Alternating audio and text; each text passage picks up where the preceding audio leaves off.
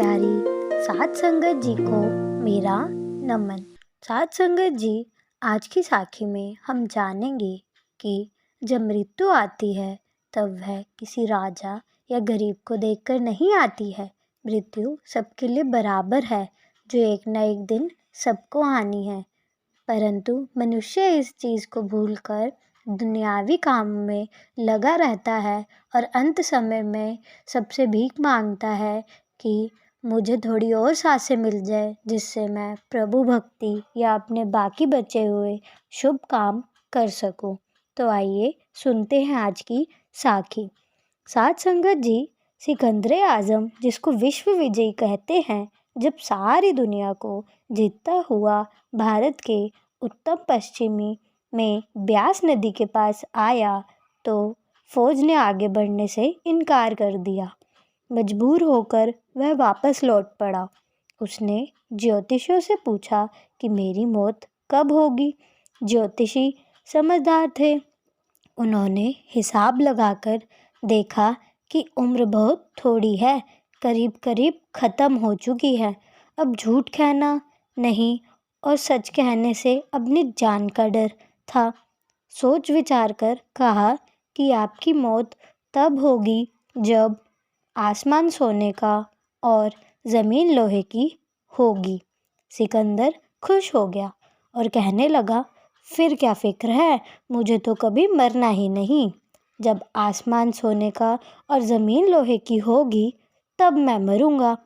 जब वह पश्मीनी फ़ारस जाते हुए सिसिस्तान के रेगिस्तान में से गुज़र रहा था तो उसे मलेरिया हो गया। पीछे पीछे फ़ौज थी, आगे आगे आप खुद और वज़ीर। ज्यों-ज्यों आगे बढ़ता गया, बुखार तेज़ होता गया। फ़ौज पीछे रह गई। आखिर वज़ीर से कहने लगा, वज़ीर, मुझे तो बुखार हो गया है। वज़ीर ने कहा कि बादशाह सलामत, 2-4 मील आगे चलो, कोई पेड़ आ जाए, वहाँ आराम किया जाएगा। जब आगे गए तो बुखार बहुत तेज़ हो गया। वज़ीर से कहने लगा, अब बुखार बहुत तेज़ हो गया है। वज़ीर ने इधर उधर देखा, कहीं छाया का नामो निशान ना था। कहने लगा कि 2-4 मील और चलो, शायद कोई पेड़ आ जाए। जब 2-4 मील और चले तो बुखार इतने ज़ोर का हो गया कि बादशाह सलामत ना कर सका और घोड़े से उतर गया। बोला कि यह तो पकड़ो घोड़े को, मैं आगे तक कदम भी नहीं रख सकता। अब वज़ीर के पास क्या था जो नीचे बिछाता।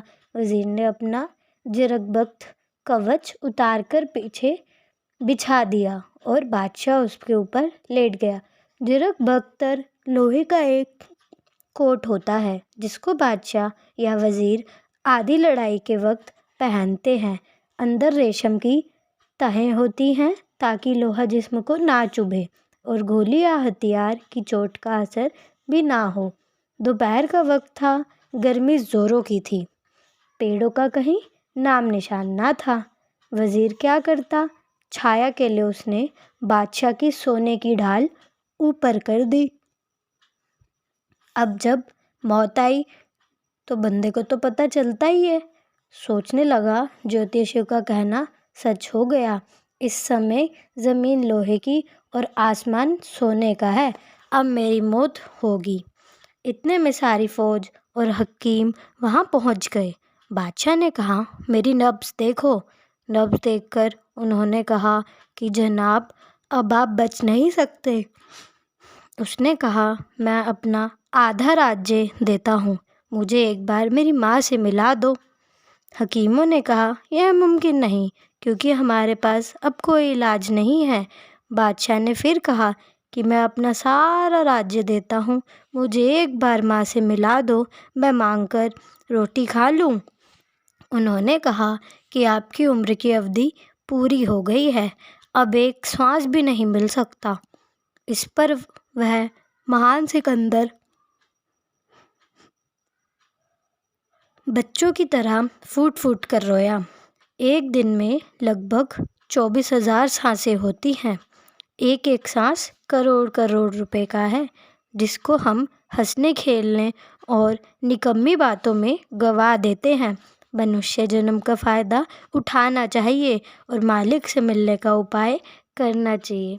तो देखा साध संगत जी आपने कैसे दुनिया का विश्व विजयी राजा अपनी एक एक सांसों को तरस गया, जो उसे राज्य दुनिया देने पर भी किसी से नहीं मिली। तो सोचो हमारे अंतिम समय में हमारा क्या हाल होगा। तो हमें तो बाबा जी ने इतना अच्छा उपाय दिया हुआ है इस जीवन को मृत्यु से बचने का, जो कि भजन सिमरन है, जो हम जीते जी मर सकते हैं। तो संत दादू दयाल भी कहते हैं, मेरे आगे मैं खड़ा ताथे रहा लुकाई, दादू प्रगट पिव है जय हुआ पा जाई। साध संगत जी हमें भी चाहिए भजन सिमरन में वक्त लगाए, ना कि दुनियावी चीज़ों में वक्त ज़ाया करें, जिससे हम परमात्मा के पास जल्दी से जल्दी पहुंच सकें। तो आइए हम भी ये कोशिश करते हैं कि हम भी दुनिया की उल्टी सीधी चीज़ों में वक्त ज़ाया ना करके प्रभु की भक्ति में समय लगाएं। आज की साखी बस यहीं तक। मिलते हैं आपसे एक नई साखी के साथ।